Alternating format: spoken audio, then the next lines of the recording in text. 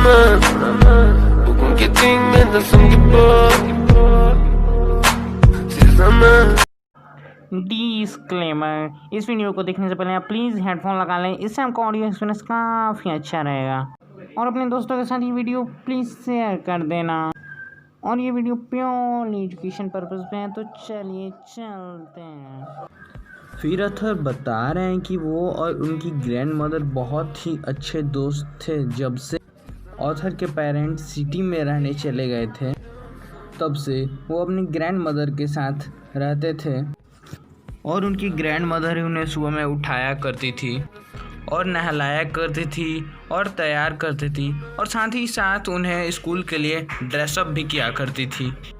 और तब तक वो गाती भी थी। और क्या गाती थी? वो प्रेयर गाती थी भगवान के लिए, और वो बहुत ही अच्छी आवाज़ में गाती थी।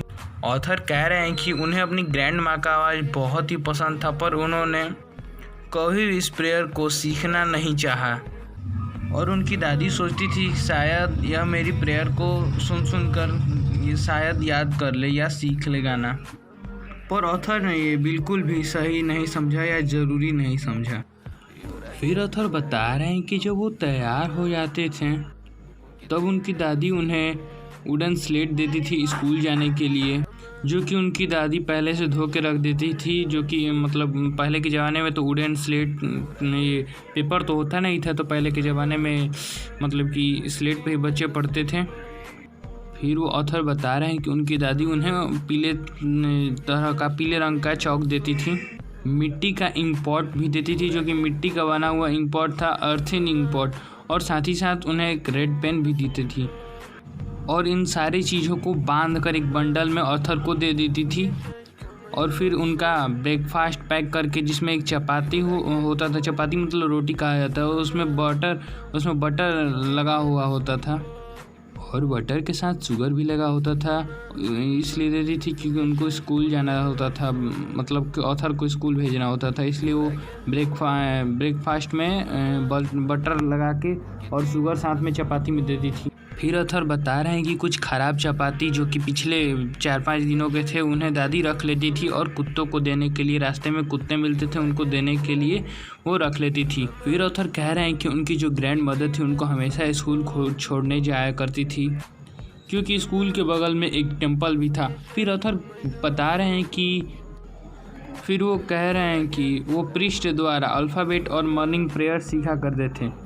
सिर्फ वही नहीं, बल्कि उनके साथ जो अदर स्टूडेंट्स हैं, मतलब उनके सहपाठी जो थे, वो भी सीखा करते थे। और तब तक वो साथ में गाया भी करते थे और मॉर्निंग प्रेयर। और तब तक उनकी ग्रैंड मदर थी, वो भी स्क्रिप्ट पढ़ती थी या सीखा करती थी। फिर वो कह रहे थे कि जब हम दोनों लोगों का काम ख़त्म हो जाता था, तो सीधे हम लोग घर की ओर जाते थे, और जब रास्ते में हम लोग जाते थे, तब वो पिछले 4-5 दिनों की जो रोटी रहती थी उन्हें देने के लिए वो दोनों लड़ते थे कि कौन सबसे पहले कुत्ते को देगा। फिर वो लड़ते लड़ते घर को पहुंचते थे। फिर ऑथर बता रहे हैं कि जब उनके पेरेंट्स कम्प्लीटली सिटी में घर खरीद लिया और वहाँ पे कंफर्टेबल हो गया है, तब ऑथर मतलब बहुत दुखी हो जाते हैं, क्योंकि वो उनको अब वहाँ पे सिटी में जाना पड़ेगा, और वो ग्रैंड माँ से बिछड़ना नहीं चाहते थे। फिर ऑथर और उनकी ग्रैंड मदर के बीच में एक बहुत ही बड़ा टर्निंग पॉइंट आया उनके फ्रेंडशिप के बीच में, क्योंकि जो ऑथर के पेरेंट्स थे अब वो कंफर्टेबल हो चुके थे सिटी में, और अब ऑथर जो थे हमारे मोटर बस से स्कूल जाते थे, और रास्ते में तो कोई कुत्ते मिलते नहीं थे मोटर बस से, या चपाती तो कुछ खिला नहीं सकते थे, इसलिए अब ऑथर को बस से ही जाना पड़ता था।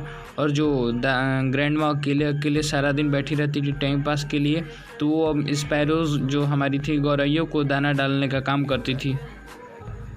और जब ऑथर की दादी को पता चला, ग्रैंड माँ को पता चला कि ऑथर की स्कूल में ना ही गॉड से रिलेटेड कुछ पढ़ाई होती है, ना ही स्क्रिप्ट से रिलेटेड कुछ पढ़ाई होती, तो वो बहुत ही उदास हो गई। फिर एक दिन जब ऑथर ने आके अपनी ग्रैंड माँ को बताया कि हमारे स्कूल में म्यूज़िक सिखाया जा रहा है, फिर वो बहुत ही अंदर से गुस्सा हो गई और उदास भी हो गई, क्योंकि उनको लगता था कि म्यूज़िक बहुत ही घटिया और गंदा चीज़ है, उसे सिर्फ भिखारी लोग ही गाते हैं और कोई जेंटलमैन म्यूज़िक सीखा नहीं करता।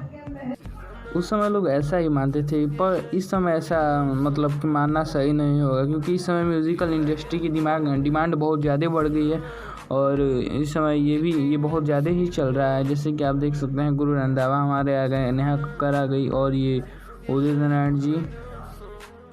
फिर वो बता रहे हैं कि धीरे धीरे साल पे साल बीतते गए और तब भी उनकी दादी ही उन्हें तैयार किया करती थी और स्कूल भेजा करती थी।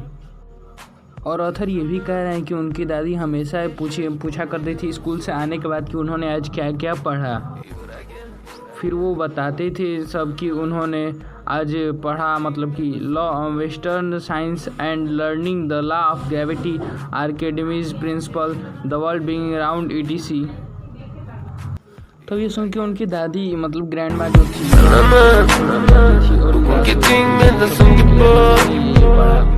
और सोच रहे थे